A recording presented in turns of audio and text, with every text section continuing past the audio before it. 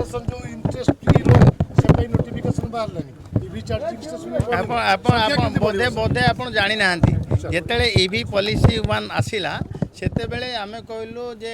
Two wheeler को 50,000 टंका पर्यंत जो मैंने इच्छुक व्यक्ति किणवे प्रोत्साहन राशि भी देलु एवं 3 व्हीलर को 50,000 पर्यंत देवु और लाइट व्हीकल को 1.5 लाख पर्यंत हेवी व्हीकल 2 लाख पर्यंत एवं जदि कंस्ट्रक्शन सेक्टर माइनिंग सेक्टर कोटी लगे बड़ बड़ गाड़ी आम पोल्यूशन को आखि आगे रखी 30 लाख पर्यंत देवार व्यवस्था अच्छी नौ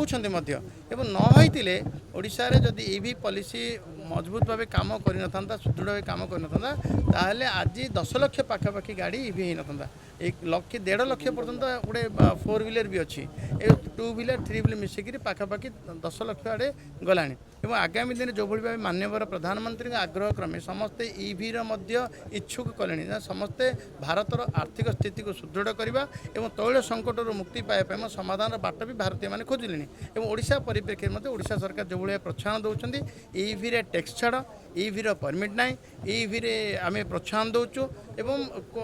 नोटिफिकेशन जरिया आम करूँ दौचु केमती आम इंटरेस्ट फ्री लोन सर सरकारी कर्मचारी ऑर्डर बाहर आम एवं माननीय मुख्यमंत्री एसओपी जारी करछंती ता आधार जून 1 ठारू जे कार्यकारी हम जे सरकारी स्तर में जो गाड़ी आसो से गाड़ी ईवी गाड़ी आसो एवं सब बड़ कथा हूँ आम समस्त को माननीय मुख्यमंत्री कहते जी जार मितवित्त को सब आखि आगे रखी कह एवं डिपार्टमेंट तार 10% तैल कमाऊ ईवी चार्जिंग स्टेशन पर व्यापक ढंग से ईवी चार्जिंग स्टेशन होची भुवनेश्वर में आम तरफ इलेक्ट्रिक भाज जो देइथिलु कंपनी को सी व्यापक ढंग लगाऊँगी एवं एबे जो भाव माननीय मुख्यमंत्री प्रधानमंत्री आग्रह क्रमे अधिक अधिक आम चार्जिंग स्टेशन कथा ईवी व्हीकल कथा मु तो ईवी व्हीकल चलाऊँ मोर ईवी व्हीकल गोटे दिन खराब होगला मु अपेक्षा न करके आउ गोटे ईवी व्हीकल केमती केमती भड़ा को लेकिन चलाऊँ नुआ गाड़ी किणवा ये ठीक न जदि भड़ा को मिलूँ उपलब्ध होची आम नबा एवं समस्त आग्रह अच्छी ईवी व्यवहार करने।